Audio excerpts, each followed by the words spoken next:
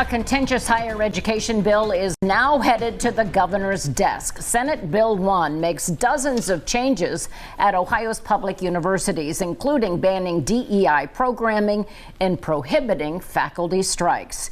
Good evening, everyone. We thank you for joining us for NBC4 at 6. I'm Colleen Marshall. Hello to you. I'm Carrie Charles. That bill drew hundreds of people to the State House for opponent testimony, and so we have team coverage for you tonight. NBC4's Delaney Ruth spoke with students, faculty, and community members who rallied against the bill this afternoon. But we begin with NBC4 State House reporter Natalie Fahmy, who's been following this all along, and you have details on the vote for us. Natalie?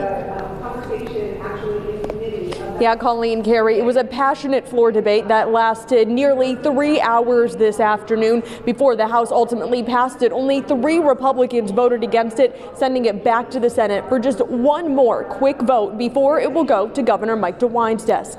The legislation, known as the Advanced Ohio Higher Education Act, makes dozens of changes to the state's 14 public institutions of higher education in Ohio.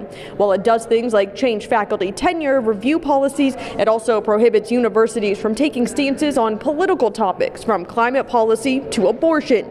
But the largest part of the nearly 3 hours of floor debate this afternoon had to do with the total elimination of diversity, equity, and inclusion practices on campuses. Critics call it the Higher Education Destruction Act. Not to say that I'm trying to convince you to think how I think. Ain't what it's about. It's not trying to make you feel like I want you to know what I know. It's just making sure that you understand that everybody is not like you.